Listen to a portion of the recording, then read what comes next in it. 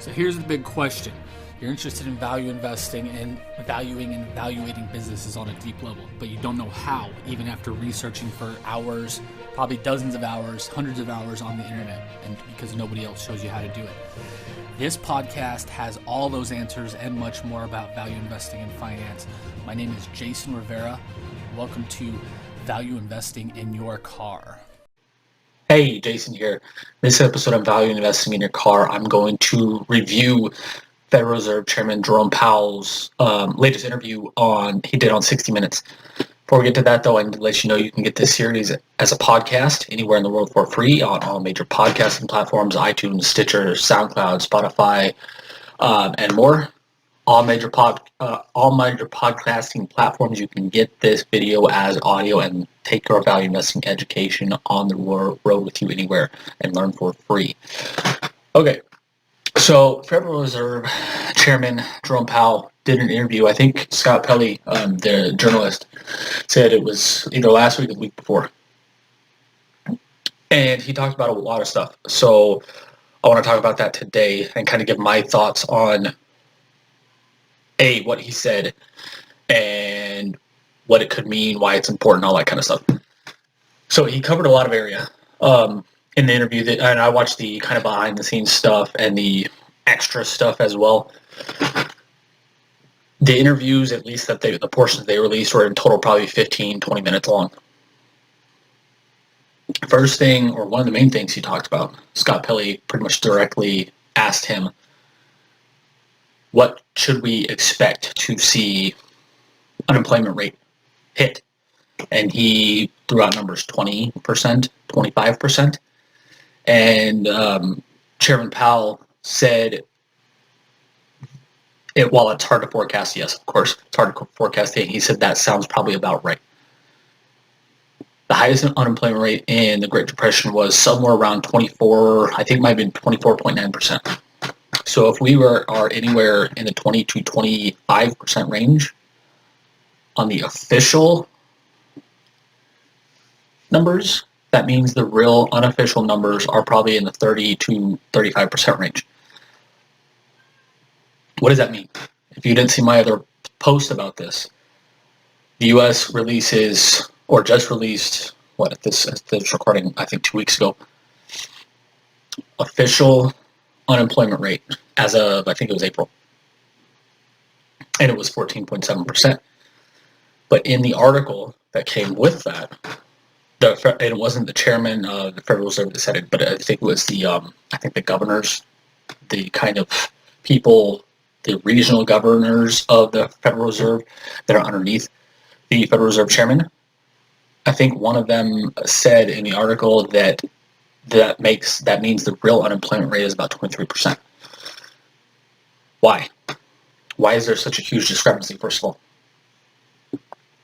The official unemployment rate doesn't include people that have stopped looking for work and that are still working or that are still getting paid but not working. Stuff like that, along with other things.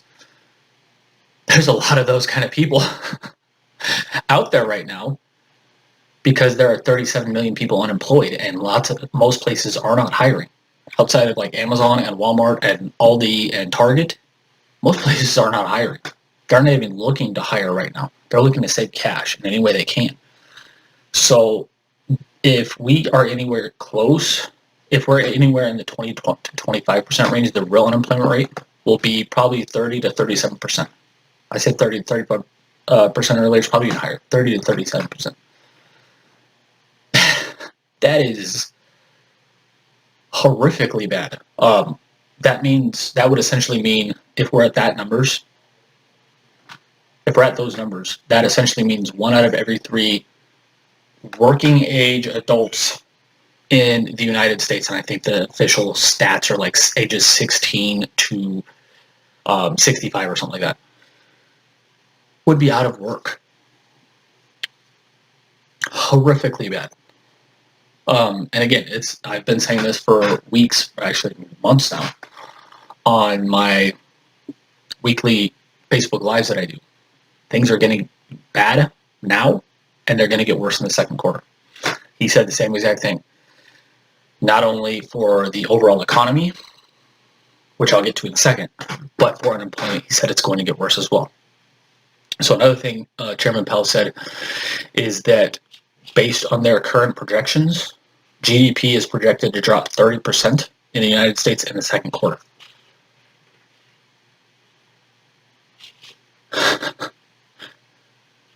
The highest GDP drop in any time in U.S. history in one quarter was, and I will check these stats because this was a couple weeks ago when I researched this, so I may be forgetting.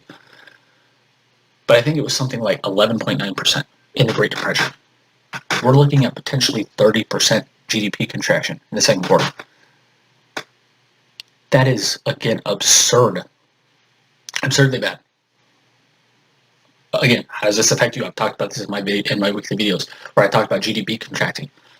GDP contracts, less people are working, or less jobs are going to be working because people aren't buying stuff, which means people are going to get laid off even more, which means more people are going to go unemployed.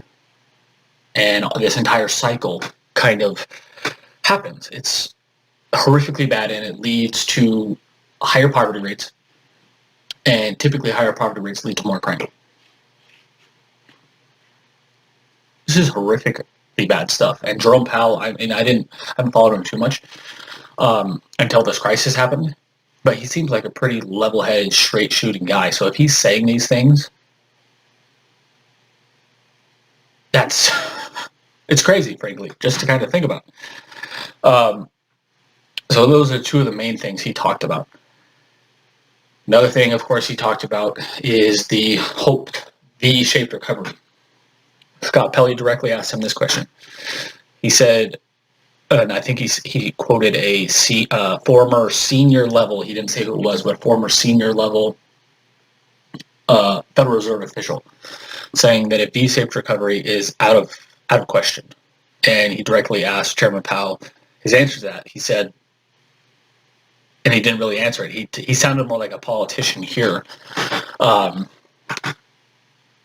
because and again I get this. He has to, because the markets, most Federal Reserve chairmen never gave interviews. I've actually found this out I think it was the 60 Minutes overtime piece they did. The most Federal Reserve chairmen never give interviews to anyone, because literally everything they say affects the markets. So Ben Bernanke did some interviews in the 2009 timeframe when we were dealing with the Great Recession, and now Chairman Powell is doing the same thing. So he has to be careful about what he says. I understand that. He didn't really answer the question, but the V-shaped recovery, if you don't know what it is, essentially you go down over here, you hit a bottom, and then you go straight back up. That's what everybody is hoping for. That's what President Trump talks about all the time. Once the coronavirus is gone, the economy will get back on track, and the stock market will go back up, and blah, blah, blah, blah, blah. That's what everybody's hoping is going to happen. He didn't answer that question. And frankly, my thoughts on that is I don't think there's any way that's going to happen. This coronavirus isn't going away. And I'm going to make another separate video about this. I'm only going to get into this a little bit. But this is not going away. It's not just going to disappear like that. It's just not. That's not how viruses work. The Spanish flu, for example, I'm reading the book, I thought it was right here, The Great Influenza, about the 1918 Spanish flu. It started kind of in the spring, in the Spanish flu, in the United States, and it was pretty light. Most people, if they got sick at all, it was relatively mild. Then it kind of went away in the summer, and then it came back and ended up killing literally tens of millions of people in the fall and winter. The virus got stronger over the summer, and it attacked people's immune systems better. So this virus just isn't going to go away. It's just not. Unfortunately, it's not.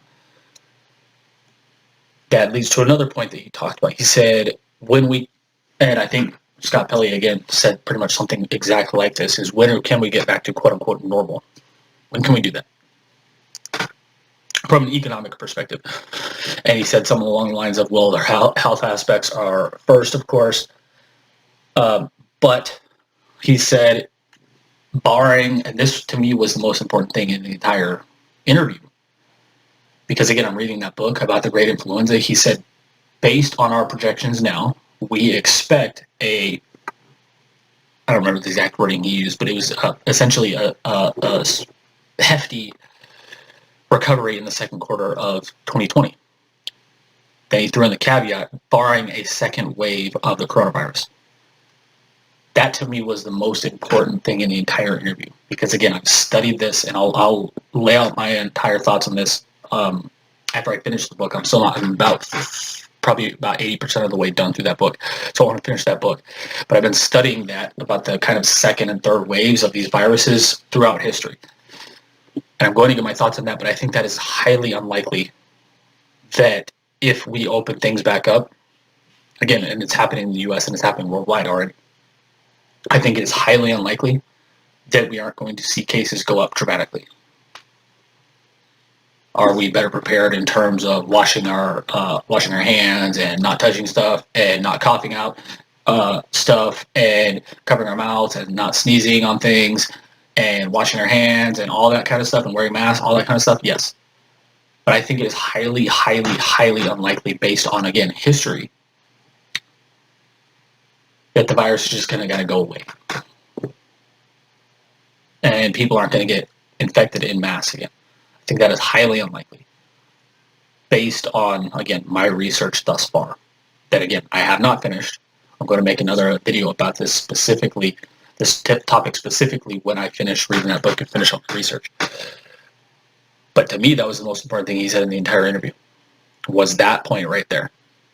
Barring a second wave of the coronavirus in the fall, they expect a robust, I think is what they said, what he said now, robust financial recovery in the second quarter of 2020.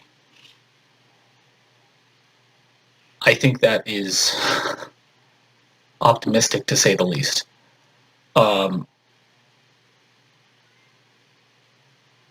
Again, I try to stay on track here, which is why I keep thinking. Now we'll talk about that in another video, why I'm thinking that way. But to me, those were the most important things Chairman Powell said. He also talked about who is being affected most by this, and I posted this on Facebook the other day. A horrifically bad stat. One of the worst stats literally I've ever seen. And I talked about this in my Facebook post, not just because the stat itself is horrifically bad, which it is, but also because it puts things in a context. Most economists and people in finance throw out a stat, and unless you know what that context means, because you're in the realm of finance, it doesn't make much sense. But in the interview, he also said again that 40% of U.S. households in the United States that make $40,000 or less have become unemployed in the last, I think it was 2 months.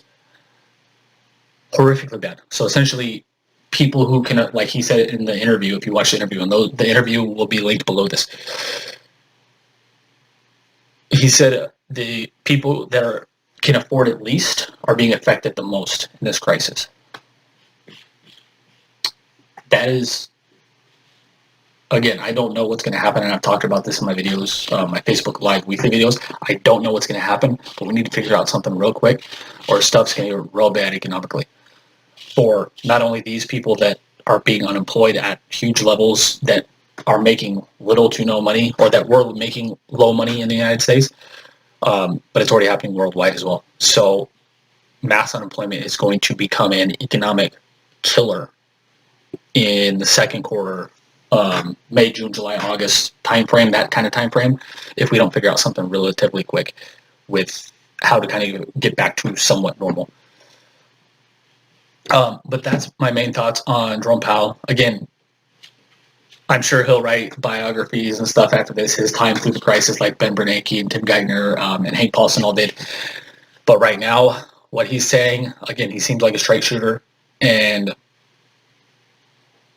those are my main thoughts on what he said during the interview. The interview, again, I'll link it below.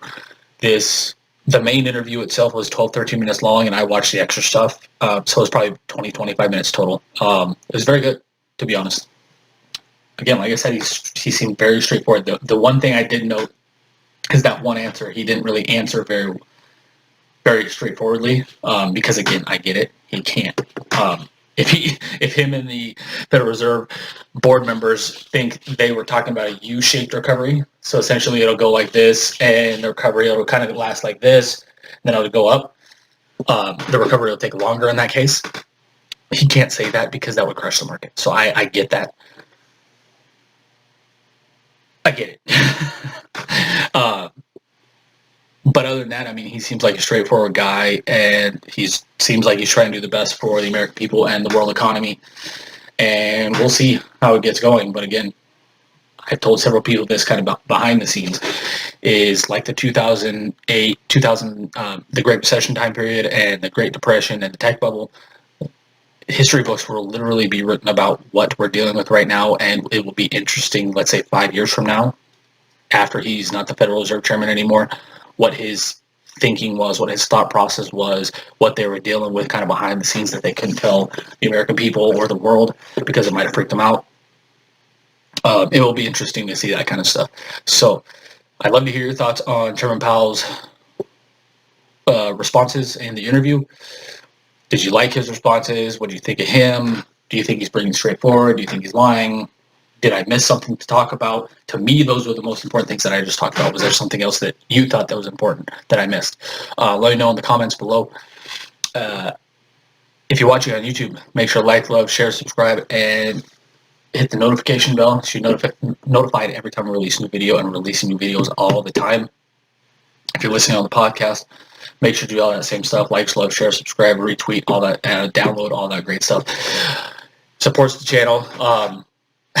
And frankly, it helps me figure out by what you're watching and what you're listening to, what to make more content about as well. So thanks for watching. Until next time, have a great day.